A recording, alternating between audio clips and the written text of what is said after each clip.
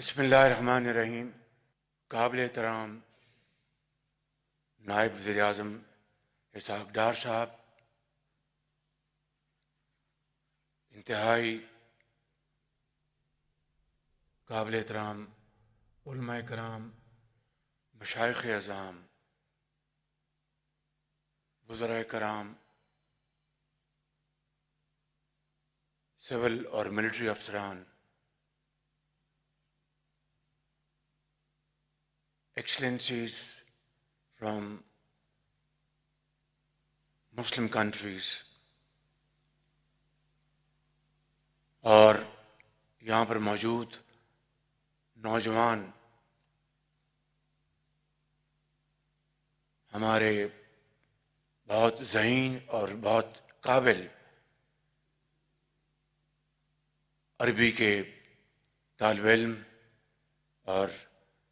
اسلامی تعلیمات کے ماہرین، خواتین و حضرات، السلام علیکم۔ آج میرے لیے یہ ایک انتہائی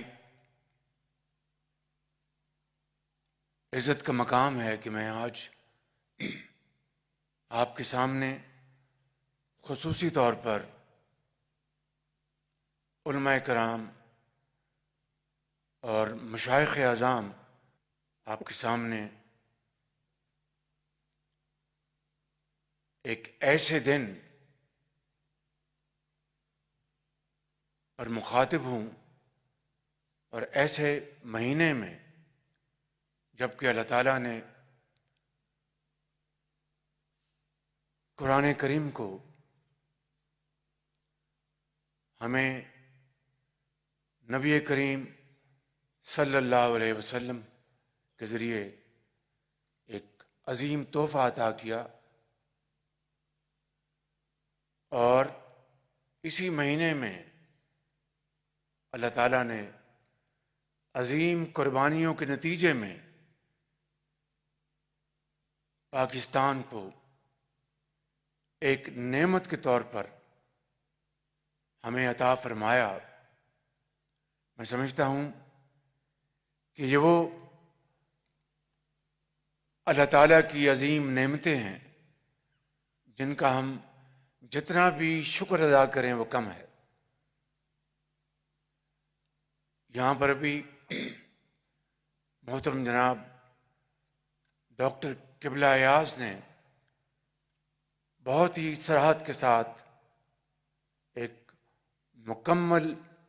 جامع تقریر کی۔ اس محفل کے احترام میں کچھ باتیں آپ کی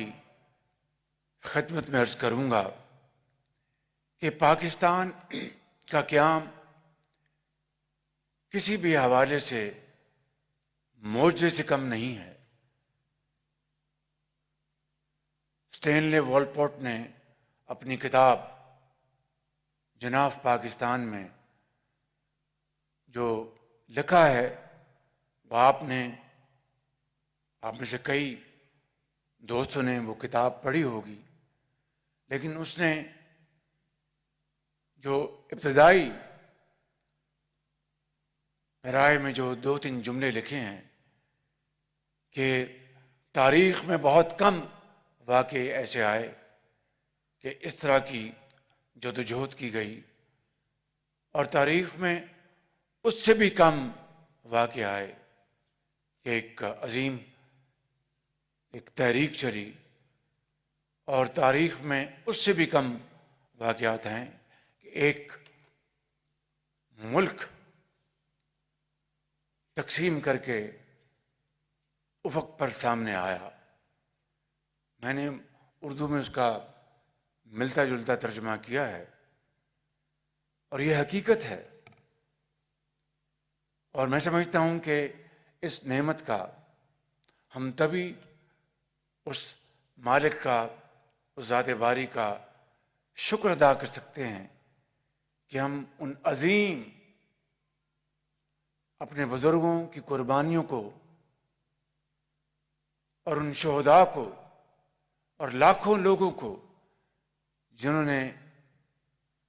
خون کے دریا عبور کیے، تب جا کر پاکستان مارز وجود میں آیا۔ آج 77 سال بعد اس بابرکت مہینے میں ہم یہاں پر جمع ہیں، تو میں سمجھتا ہوں کہ اس کا تقاضا یہ ہے، اور پوری قوم پکار پکار کر اس بات کا تقاضا کر رہی ہے کہ آئیں ہم یکجاں دو قالب ہو جائیں، آئیں اتحاد اور اتفاق کی برکتوں کے ساتھ ہم پاکستان کے جو مسائل ہیں ان کو حل کریں، چاہے وہ معاشی مسائل ہیں، چاہے وہ معاشرتی مسائل ہیں، چاہے وہ دہشت گردی ہے۔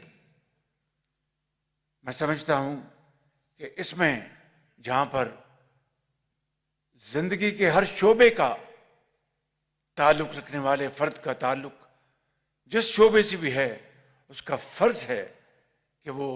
آگے بڑھ کر اس میں حصہ ڈالے۔ میں سمجھتا ہوں کہ اس میں سب سے بڑی ذمہ داری ان انتہائی قابل احترام علماء کرام کے ذمے آتی ہے، جو اس ہال میں ہیں یا جو پورے پاکستان میں پھیلے ہوئے ہیں، کہ کس طریقے سے آج دہشت گردی کے خاتمے کے لیے ایک مرتبہ پھر افواج پاکستان قربانیاں دے رہی ہیں، اور اس کے بعد اگر اس ملک کے اندر تفریق ہے اور اس ملک کے اندر مذہبی منافرت ہے، لسانیت کی بنیاد پر تفریق ہے، اور ذاتی خواہشات کو آگے لانے کے لیے قومی مفاد کو قربان کرنے کی ایک سوچ ہے، تو میں سمجھتا ہوں کہ یہ بے وفائی ہے ان قربانیوں کے ساتھ، کہ یہ عظیم خطہ پاکستان جس کے لیے ہم نے اتنی قربانیاں دیں، اور آج وہاں پر ترقی اور خوشحالی کے مناظر کے بجائے اندر تفریق ہے، اور اپنے اپنے خوابوں کی تعبیر کے لیے ملکی استحکام، ملکی عزت اور وقار کو داؤ پہ لگایا جا رہا ہے، تو میں سمجھتا ہوں کہ آنے والی نسلیں ہمیں معاف نہیں کریں گی۔ اور جس طرح کہتے ہیں کہ اٹس نیور ٹو لیٹ، آج بھی موقع ہے الحمدللہ کہ ہم اگر یہ فیصلہ کر لیں کہ ہم نے پاکستان کے وسیع تر مفاد کی خاطر اپنی تمام ذاتی خواہشات اور انا کو ہم پاکستان کے تابع کر دیں گے، تو میں سمجھتا ہوں کہ اس سے بڑی پاکستان کی اور کوئی خدمت نہیں ہو سکتی۔ میرے انتہائی قابل احترام مہمان گرامی، میں نہیں چاہوں گا کہ میں وہ باتیں دہراؤں جو یہاں پر ڈاکٹر صاحب نے فرمائیں، اور ابھی ویڈیوز پہ ہم نے ان کو دیکھا، مگر میں کچھ گزارشات ضرور آپ کے سامنے کرنا چاہوں گا، اور وہ یہ ہے کہ یہ ماہ مبارک خاص طور پر ہم سب پاکستانیوں کے لیے انتہائی اہمیت کا حامل ہے، کیونکہ دنیا کی واحد اسلامی نظریاتی مملکت خداداد پاکستان، جس کو اللہ تعالیٰ نے جوہری قوت سے نوازا ہے، آج اگر آپ جائیں دنیا میں تو پرولیفریشن کے خلاف پوری جو عالمی طاقتیں ہیں وہ متحد ہیں، اور کہیں کوئی پر مارنے کی کوشش کرے گا تو وہ اس کو سزا دینے کے لیے تیار ہیں، لیکن اس خدائے بزرگ و برتر کا ہم جتنا بھی شکر ادا کریں کم ہے کہ اس کی کمال مہربانی سے 1998 میں پاکستان ایٹمی قوت بن گیا اور ہمارا کوئی ازلی دشمن ہو یا کوئی قریبی دشمن ہو تو خدا تعالیٰ نے اس قوم کو یہ طاقت عطا فرمائی ہے، ایک انتہائی بہادر فوج کے علاوہ، کہ اس جوہری طاقت سے دشمن اگر ہماری طرف میلی آنکھ سے دیکھنے کی جرت کرے تو یہ قوم اس آنکھ کو رون دے گی۔ میں سمجھتا ہوں کہ اس سے بڑا اس خدائے بزرگ و برتر کا کرم ہم پر اور کیا ہو سکتا ہے۔ اس کے علاوہ جو نعمتیں اللہ تعالیٰ نے ہمیں عطا کی ہیں، جو اذہان ہمیں اللہ تعالیٰ نے دیے ہیں اس ہال میں موجود، چاہے وہ علماء کرام ہیں، مفکر کرام ہیں، چاہے وہ سیاستدان ہیں، چاہے وہ سول فوجی افسران ہیں، چاہے وہ ہمارے نوجوان طالب علم ہیں، میں سمجھتا ہوں کہ پورے ملک میں کوئی کمی نہیں بہترین ذہنوں کی۔ تو میں سمجھتا ہوں کہ اس کے بعد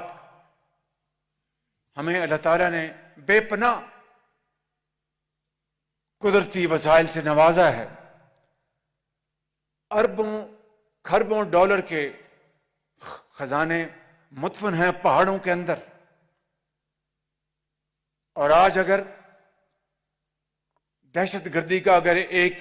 یہ بھی زاویہ ہے پاکستان کے اندر، اور جس کے تانے بانے دور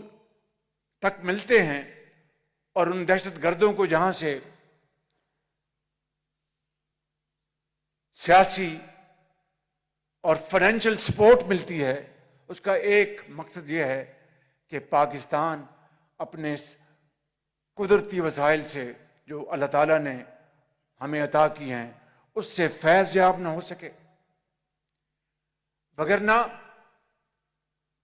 کوئی عقل کا اندھا ہی ہوگا کہ جن وسائل سے اس قوم کو نہ صرف خوشحالی اور ترقی سے ہم سب ہمکنار کرا سکتے ہیں، بلکہ اپنے قرضے ختم کر سکتے ہیں اور اپنا سر فخر سے بلند کر کے اقوام عالم کی سڑکوں پر چل سکتے ہیں، کوئی عقل کا اندھا ہوگا کہ وہ ایسے راستے کو خراب کرنے کی کوشش کرے۔ تو پھر جواب واضح ہے کہ یہ وہ ایجنٹس ہیں،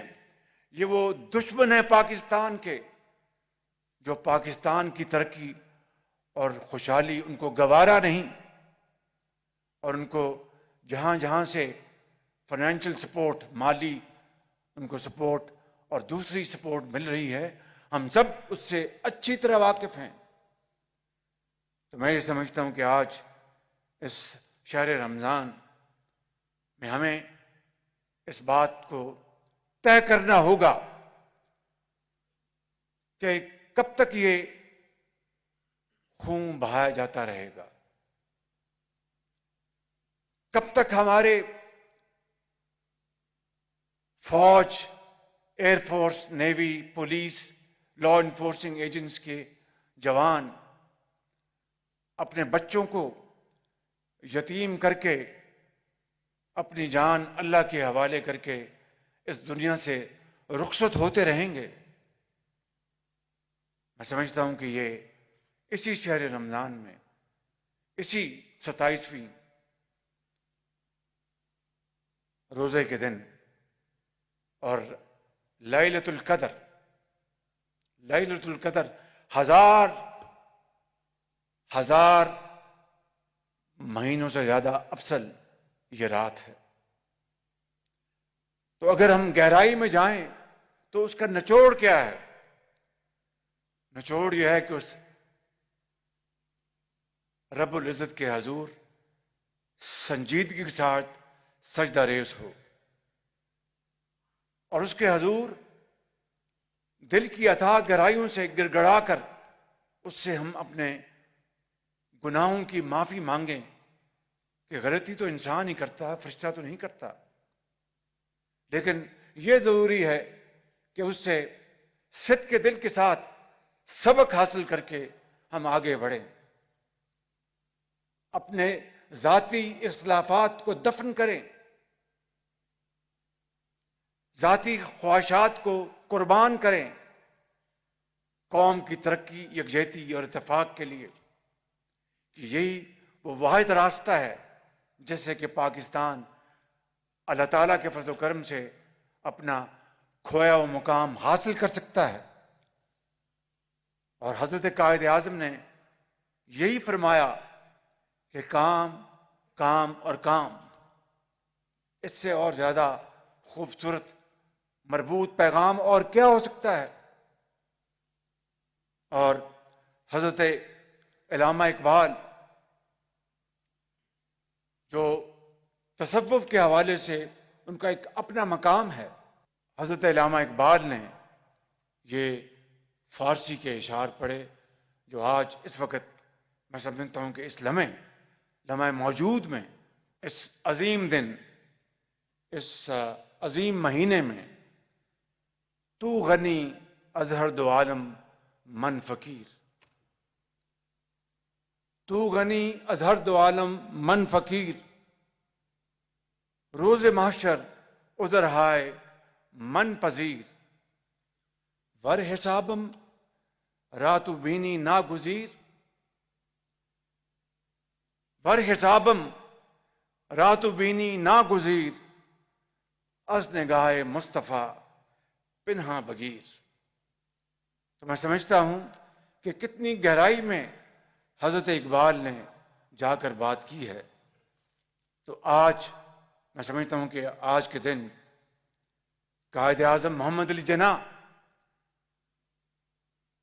انہوں نے ایسا پاکستان کا خواب دیکھا تھا جس میں مسلمان اپنی مذہبی آزادی برقرار رکھ سکیں، پاکستان ایسی ریاست بنے جس میں اقلیتیں، منورٹیز بھی آزاد ہوں اور ان کے حقوق کا بھرپور خیال رکھا جائے۔ حضرت قائد اعظم محمد علی جناح نے فرمایا تھا، پاکستان کا یہ مطلب ہرگز نہیں کہ ہم صرف غیر ملکی حکومت سے آزادی چاہتے ہیں، اس سے حقیقی مراد مسلم آئیڈیالوجی ہے جس کا تحفظ نہایت ضروری ہے، اور اس مقصد کے لیے ہم سب کو من حیث القوم اپنی توانائیاں صرف کر دینی چاہیے۔ اور جس طرح میں نے ابھی گزارش کی کہ انہوں نے فرمایا کہ کام کام اور صرف کام کے لیے اپنے آپ کو وقف کر دیں، میں آپ کو درد دل کے ساتھ، انتہائی عاجزی کے ساتھ، لیکن بلا خوف تردید یہ بات برملا کہنا چاہتا ہوں کہ اگر ہم ان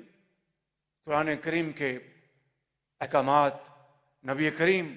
صلی اللہ علیہ وسلم کی اسوہ حسنہ اور ان عظیم محسنوں کے تعلیمات پر ہم اگر آج فیصلہ کر لیں اس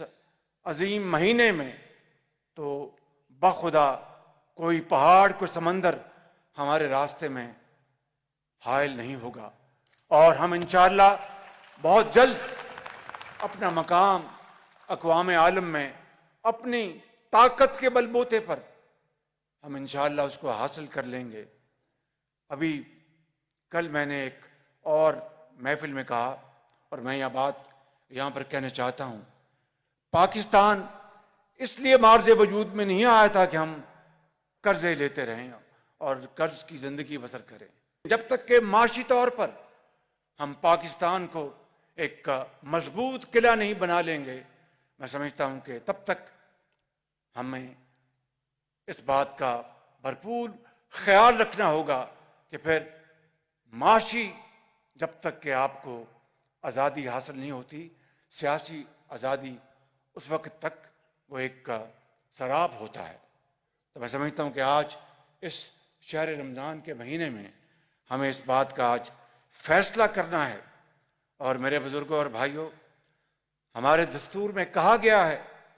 کہ ریاست اپنے شہریوں کو اس قابل بنائے گی کہ وہ اپنی زندگیاں اسلام کے مطابق گزار سکیں۔ پاکستان میں کوئی قانون اور ضابطہ قرآن اور سنت کے خلاف نہیں بن سکتا، مگر اس کا یہ بھی حصہ ہے کہ جہاں پر ہم ان تمام معاملات کے اوپر پوری طرح ہمیں کلیئرٹی ہے، کوئی اس میں اشکال نہیں، کوئی اس میں ابہام نہیں، وہاں پر ہمیں یہ بھی پوری طرح کلیئرٹی ہونی چاہیے، کوئی اس میں کنفیوژن نہیں ہونا چاہیے کہ اگر ہم نے اپنے پاؤں پہ کھڑا ہونا ہے اور پاکستان کو ایک عظیم معاشی طاقت بنانا ہے تو واحد راستہ ہے کہ ہمیں اس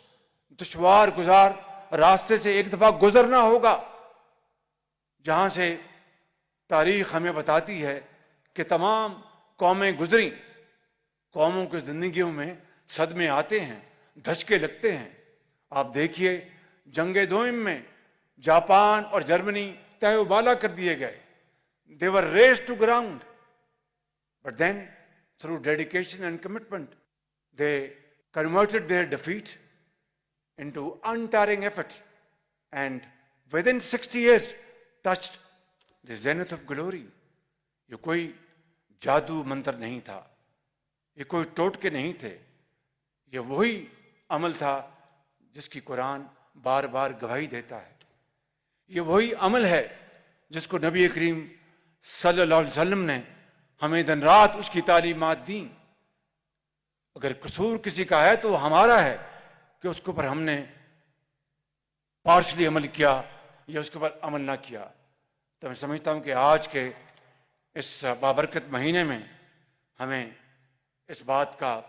فیصلہ کرنا چاہیے قلب سمیم کے ساتھ۔ اور علامہ اقبال نے نوجوانوں کو شاہین سے تشبیہ دی تھی اور نصیحت کی تھی کہ نوجوان اپنے اندر شاہین کی صفات پیدا کریں گے۔ اس وطن عزیز کی صورت میں اللہ تعالیٰ نے ہمیں جو موقع عطا فرمایا ہے، نوجوانوں کو اس سے بھرپور فائدہ اٹھاتے ہوئے تعمیر وطن کے لیے اپنے آپ کو وقف کرنا ہوگا۔ اور یہ بات میں نے پرسوں بھی کہی تھی کہ میں اور میری حکومت، یہ میں آپ سے وعدہ کرتا ہوں کہ ہم تمام اخراجات میں ہم کمی کریں گے، لیکن آپ کی ترقی اور خوشحالی کا سامان پیدا کرنے کے لیے، آپ کو امپاور کرنے کے لیے، جدید علوم اور ٹیکنالوجی سے ہمکنار کروانے کے لیے اربوں نہیں کھربوں بھی چاہیں گے، ضرورت ہوگی تو باخدا آپ کے قدموں میں نچھاور کریں گے انشاءاللہ تعالی۔ اسی حوالے سے وزیر اعظم youth programme, digital youth hub platform کے ذریعے ہم نے آپ کی تعلیم، روزگار اور پروڈکٹیو امپلائمنٹ، کاروبار اور آپ کو ہنرمند بنانے کے انقلابی اقدامات کیے ہیں، جس کے انشاءاللہ ثمرات بہت جلد آپ کے سامنے آئیں گے۔ اب آپ نے مسلسل محنت، نظم و ضبط اور مقصد میں پختہ یقین کی قوت سے اپنے والدین، بانیان پاکستان اور پوری قوم کی توقعات پر پورا اترنا ہے۔ عصری دنیا میں میڈیا، سوشل میڈیا اور نوجوانوں کا کردار نہایت اہمیت کا حامل ہے۔ میڈیا کی طاقت کو مثبت تبدیلیاں لانے کے لیے استعمال کیا جانا اشد ضروری ہے۔ علماء اور دانشوروں کی خدمت میں میری یہ گزارش ہے کہ آپ کو میں یہ گزارش کروں گا کہ آپ عوام میں مثبت سوچ اور تحقیق کی حوصلہ افزائی کریں تاکہ غلط معلومات اور پروپیگنڈا کو روکا جا سکے۔ بدقسمتی سے آج غلط معلومات اور بے بنیاد پروپیگنڈا کے ذریعے معاشرے میں زہر گھولا جا رہا ہے، تقسیم در تقسیم کی جا رہی ہے۔ ایک طرف یہ میں نہیں کہہ رہا، میں اپنی خود نمائی کی بات نہیں کر رہا، اس حکومت کی خود نمائی کی بات نہیں کر رہا، افسران کی خود نمائی کی بات نہیں کر رہا. یہ IMF کہہ رہا ہے کہ پاکستان نے مشکل ترین حالات کے باوجود سخت محنت کی ہے. تو یہ ہمیں وہ انسٹیٹیوشنز ہمیں سرٹیفکیٹ دے رہے ہیں جو ماضی کے سالوں، قریب کے سالوں میں ان کی جو تنقید تھی وہ آج تاریخ کا حصہ ہے. تو اس سے ہمارا حوصلہ کیوں نہیں بڑھنا چاہیے؟ میں سمجھتا ہوں کہ آج اس بات کی اشد ضرورت ہے کہ نہ صرف میں سمجھتا ہوں کہ ہر مذہبی اسکول آف تھاٹ کو حق ہے کہ وہ اپنے اپنے سوچ کے مطابق، اپنے عقیدے کے مطابق بات کرے، لیکن اس کا مطلب یہ نہیں کہ وہاں پر اگلے کے جو خیالات ہیں ان کو ذوق پہنچائے. میں سمجھتا ہوں کہ آج آپ کی خدمت میں یہ بڑا موقع برمحل ہے کہ میں خدمت میں عرض کروں کہ اس معاشرے میں غلط پروپیگنڈے، یہ جس نے پاکستان کے اندر ایک بے سکونی پیدا کر دی ہے. ترقی اور خوشحالی جڑی ہوئی ہے امن اور سکون کے ساتھ، اور امن اور سکون جڑا ہوا ہے ترقی اور خوشحالی کے ساتھ. They are intertwined. تو میں سمجھتا ہوں کہ اس کو ہمیں اچھی طرح سمجھ لینا چاہیے کہ ہمیں اگر مل کر آگے بڑھیں گے تو یہ ملک چند سالوں میں انشاءاللہ نہ صرف خطے کے اندر جو ہمارے ہمسائے ہیں ان کو پیچھے چھوڑ دے گا، بلکہ انشاءاللہ مجھے کوئی شک نہیں کہ قائد اعظم کے خواب کو ضرور ہم انشاءاللہ شرمندہ تعبیر کریں گے. میں آخر میں یہ کہنا چاہتا ہوں کہ ہم اپنے فلسطین اور مقبوضہ جموں کشمیر کے بھائیوں، بہنوں اور بچوں کے ساتھ یکجہتی کا اظہار کرتے ہیں جو قابض اور ظالم افواج کے ظلم و جبر کا نشانہ بنے ہوئے ہیں. جنگ بندی کی خلاف ورزی